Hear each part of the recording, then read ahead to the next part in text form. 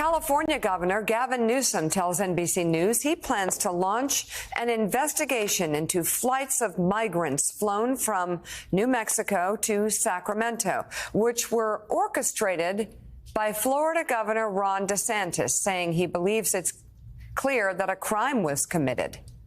Florida officials confirmed the DeSantis administration organized 2 flights to fly migrants from New Mexico to Sacramento.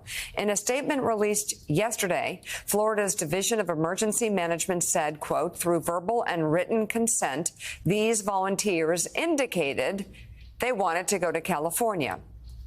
The statement included this video of migrants allegedly on their way. About 3 dozen migrants were ultimately relocated.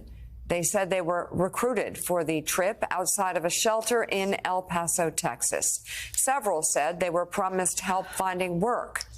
Here's what California Governor Newsom told NBC's Jacob Soboroff in a Today exclusive.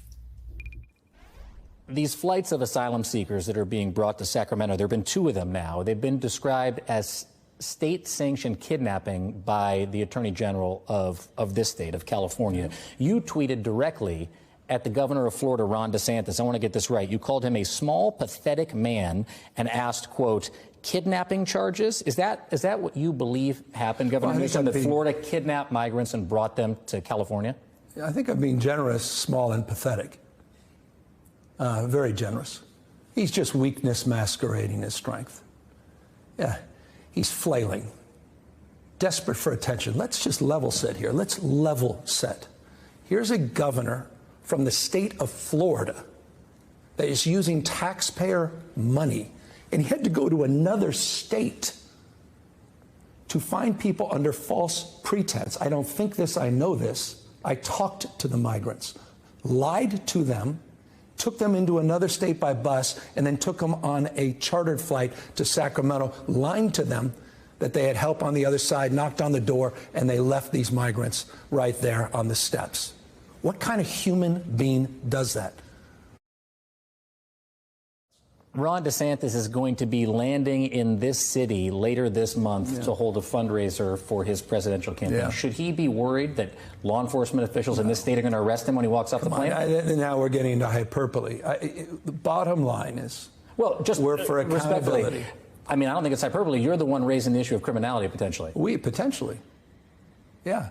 And we have to do the investigation. So it's ready, aim, fire, not ready, fire, aim. That's his approach. Our approach is to seek first to collect all the facts, but on the basis of facts of evidence that were provided. And by the way, I didn't take this in a third party frame. I was there with these folks directly and listened to how they, human beings used as pawns for a guy's political advancement. That's pretty sad and pathetic. And so I take this very seriously. And as I said, we are not Martha's Vineyard. I love Martha's Vineyard. We're not Martha. This is California, 4th or 5th largest economy on planet Earth. We mean business. And so Ron DeSantis should know that. And everyone that's been part of this, they may have more direct accountability and culpability, should know we mean business. And we're not backing away from getting the facts and holding those accountable if they broke the laws of the state of California. Boy, that's a fascinating interview, and you can see more of Jacob's interview on with Governor Newsom tomorrow on the Today Show, and we're going to be following that story. I did enjoy the cutaways where Jacob would be saying, "Well, you called it kidnapping." He's like, "Said he's a small and pathetic man." What can I say? It's like, do you think he's a kidnapper? Is he running a human trafficking ring? I mean, the thing is, though, that he's doing, and I think it's so important, Caddy, he is calling out the fact that if it's not criminal, and I don't know, perhaps it may be criminal. The Attorney General in California thinks it does. But even if it's not, it is abhorrent that Ron DeSantis is using human beings, not really for political gain, just simply to own the libs. And, we're talking about going to Sacramento here, but I think about, you can talk about Martha's Vineyard, rounding up people, throwing them on a plane so you can own the libs. that go to Martha's Vineyard. Like, again, little children, their moms, grandparents. It's just heinous. But I also think about flying immigrants up to the Naval Observatory, a lot of them in T-shirts, and dumping them outside of the vice president's residence on Christmas Eve where it's freezing. Again, they think that they're owning Kamala Harris. All they're doing is showing just the core of their existence. And on Christmas Eve to do this to little 3, 4, 5-year-old children in T-shirts, dumping them in freezing weather for a political stunt.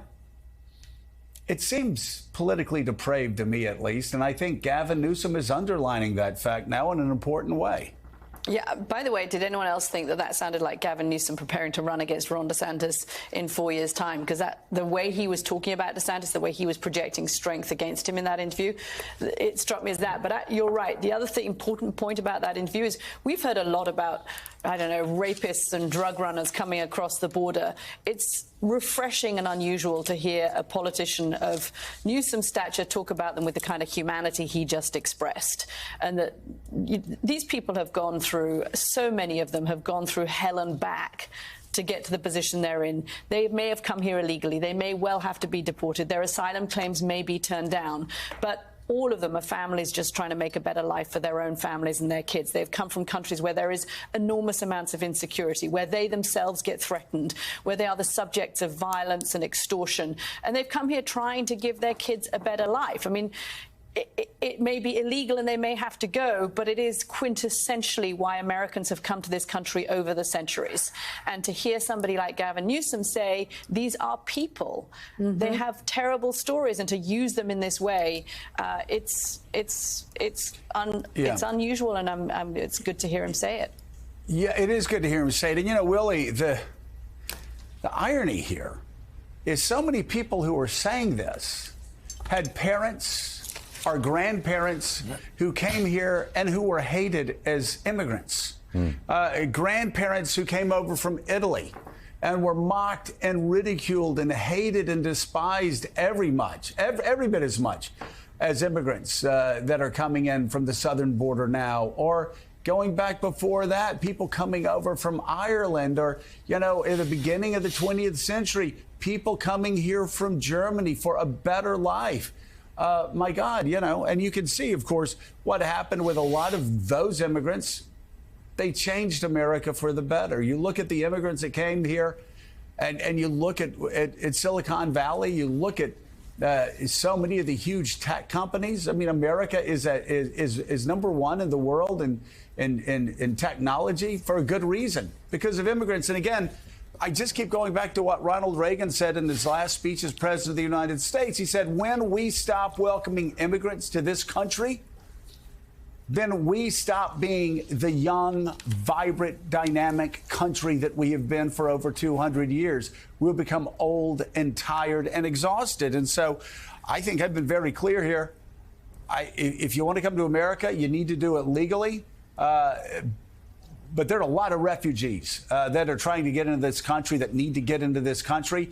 And we need, and this is what I don't understand, Willie, we need an immigration reform bill that the left wants, that the business community wants, that small business owners desperately need, that family restaurants desperately need, that family hardware stores on Main Street desperately need. I mean, we need workers. We need high-skilled workers in Silicon Valley. We need low-skilled workers, in family businesses starting out. Perhaps it's at minimum wage, but we need immigrants here. You talk to business owners across the spectrum, and they all say the same thing. This is not about a Republican issue or a Democratic issue, unless they want to use it as a wedge issue. But you look and see, that's, as we've explained here, that's not even working for Republicans. It didn't work in 2018 when they lied about caravans and leprosy. It didn't work in 2020. It didn't work in 22. They keep going back to it, and it never works for them, Willie. So I'm just wondering, why don't they do an all-encompassing immigration bill that toughens up border security, but also increases the number of legal immigrants we have, increase the number of refugees we have, and I don't know, do something pretty radical.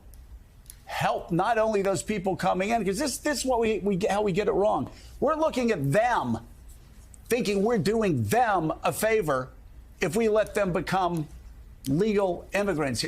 No. Talk to small business owners, talk to family restaurants, talk to people in Silicon Valley, talk to people on Main Street, talk to people on Wall Street. They will tell you when immigrants come to America, they're doing us a favor. They're helping our economy. It's what separates us from so many other countries across the globe. And Congress is just fumbling this every single day.